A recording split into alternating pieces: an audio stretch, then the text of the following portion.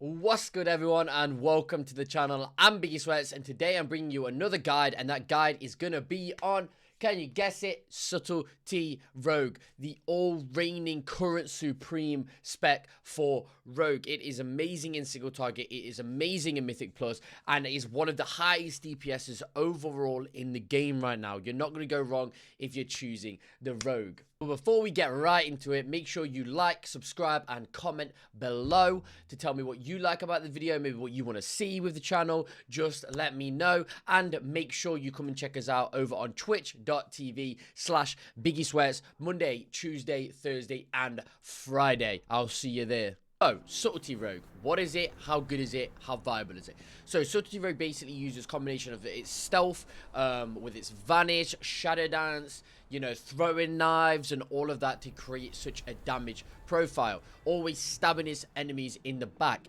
Now, the viability for a Subtlety Rogue is very high when it comes to raiding and dungeons. Yes, it doesn't bring too much in the way of utility or bonuses for the rest of the raid team when it comes to raiding, but its damage is high enough to make up for that. So the main viability points are: Sub Rogue has a short cooldown, it has easily spammable and high AoE, and it also has very bursty and sustained single target over the fight. Being able to amp such things with Veil Touch, Deeper Daggers, or even Dark Brew should lead to a dominant position on any DPS chart. Another great thing is that in Mythic Plus, it's able to hold a consistent single target damage profile while still having amazing AoE. But it also brings to the table a lot of survivability from Cloak of Shadows, Evasion, Feint, and Crimson Vial, and it brings a level of utility with Blinds and Shroud of Concealment, especially this week when this is out, with Incorporeal being the new affix. Blind and, you know, stuns are very much needed.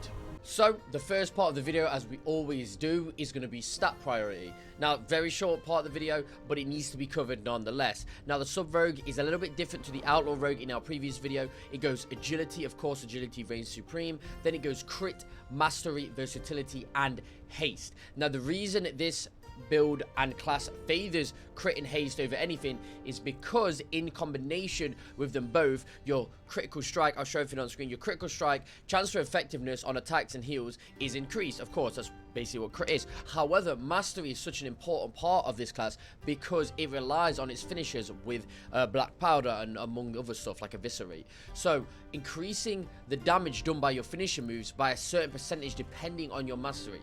This is why these two work so well together when you're playing Sub Rogue. Now, next up, we have the most important part of the video. That is talents. What are you going to be going in your mythic dungeons and your raid environments? Now, let me shrink myself down so you can see everything just perfect. Now, on the left side of the tree, we have our Rogue class points. This side is available to all Rogue specs. So let's get started, right? First row, we're taking Shiv, Blind, and Sap. In the second row, we are taking Evasion, Cheat Death, and Cloak of Shadows. In the third row, we are taking Anthropic Poison, Nimble Fingers, and Tricks of the Trade. In row 4, we are taking Fleet-Footed and Shadow Step. In row 5, we are taking Deadened Nerves and Tight Spender. In row 6, we are taking 2 points Deadly Precision, 2 points Thieves Versatility, and 2 points Night Stalker. In row 7, we are taking Vigor, we are taking Acrobatic Strikes, and Improved Ambush. In row 8, we are taking Leeching Poison, 2 points Lethality, 2 points Alacrity. In row 9, we are taking 2 points Seal Fate, Cold Blood, and Deeper Stratagem. And in the final row, we are simply taking Thistle Tea. Now, this is your left side, your class talents. Next up, we will do spec. Now, the right side of the tree, this is strictly spec only. So, in row 1, remember this is for Mythic Dungeons and AoE environments. Row 1, we are taking Improved Backstab and Improved Shuriken Storm. In row 2, we are taking Weapon Master, Relentless Strikes, and Black Powder. In row 3, we are taking Premeditation, Shadow Blades, and Silent Storm. In row 4, we are taking Gloom Blade, in Veil Touch, and Secret Technique. In row 5, we are taking Deeper Shadows, we are taking Replicating Shadows. In row 6, we are taking 2 points Improved Shadow Dance, 2 points Shadowed Finishers, and Shuriken Tornado. In row 7, we are taking Without a Trace and Secret Stratagem. In row 8, we are taking 2 points Dark Shadow, 2 points Deeper Daggers, and Flagellation. Now, this is a new talent that's been taken recently, but does wonders when it comes to your burst, primary target, single target. So bosses, this works wonders on, and it still does a fair amount of damage when you're able to use it with your burst in AoE packs. In row 9, we are taking 2 points Lingering Shadow and 2 points Finality. And the final row, we are taking Dance Macabre. These are your Mythic Dungeon spec talents. Now, to raid talents. As the raid is primarily single target, almost every boss is genuinely single target, bar maybe one and a little bit of AoE on the last one. We're going to be taking this build right here, primary single target. So, the class side of things, your rogue points remain identical to your Mythic Dungeon talents. So we're not going to speak about them. They remain the same. Now, what changes is your subtlety points. You've gone way more single target for this side of the build. So, starting from row 1 again, we are going Improved Backstab, Improved Shuriken Storm. In row 2, we are taking Weapon Master, Shadow Focus, and Relentless Strikes. In row 3, we are taking Premeditation, Shadow Blades, and Silent Storm. In row 4, we are taking Gloom Blades, and Stiletto Staccato, and Secret Technique. In row 5, we are taking First Dance and Deepening Shadows. In row 6, we are taking 2 points Planned Execution, 2 points Improved Shadow Dance, and 2 points Shadowed Finishes.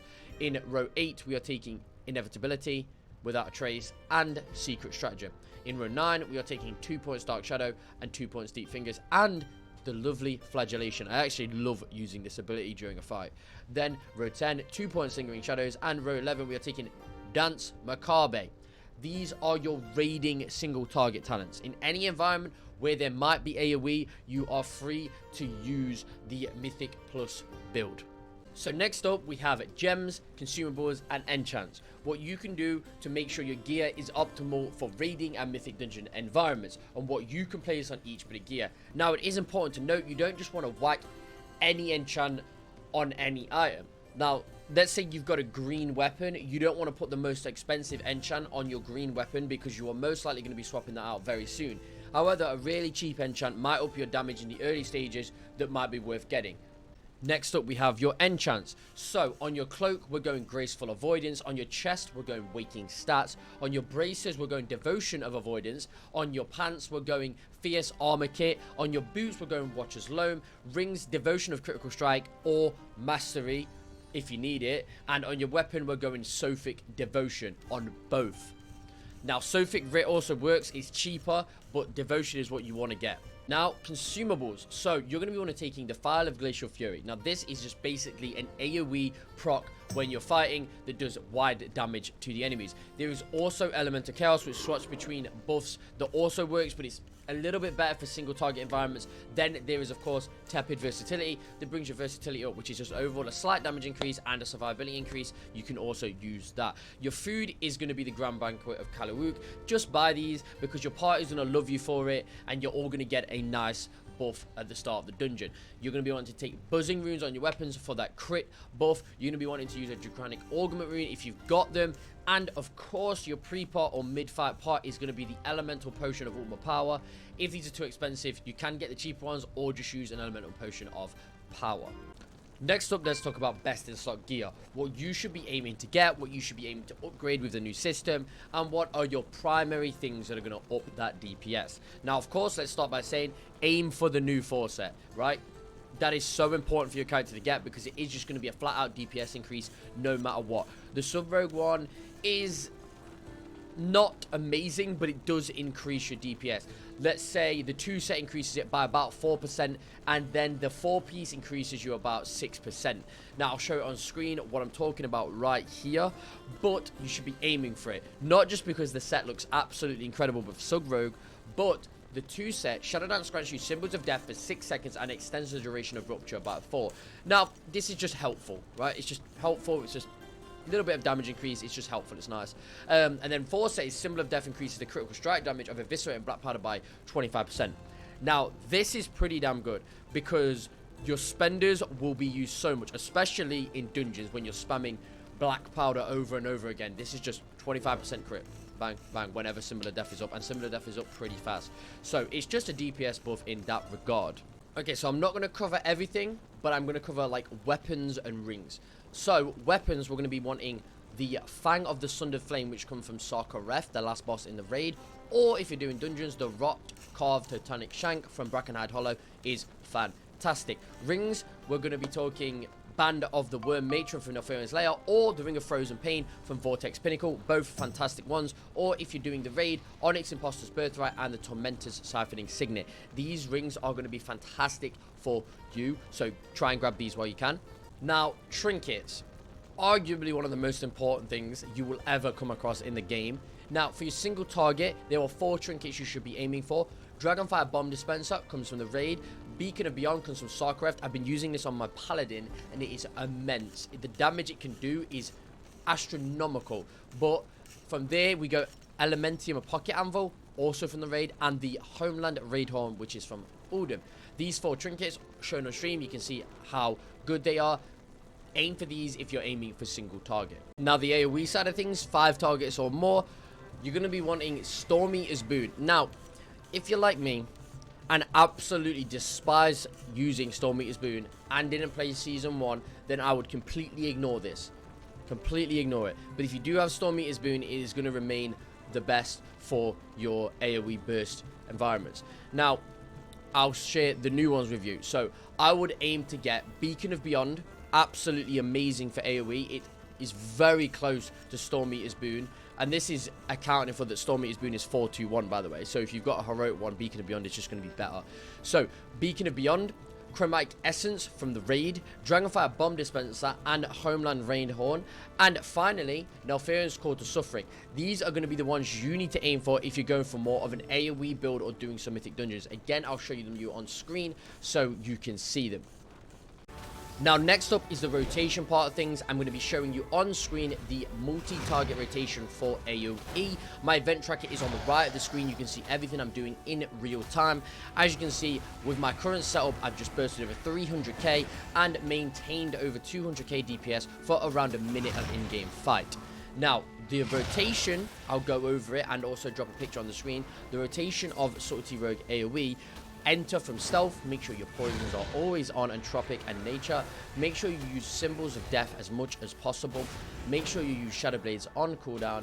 Always line up Cold Blood and Secret Technique for huge damage. And then use Secret Technique on cooldown even if Cold Blood isn't up.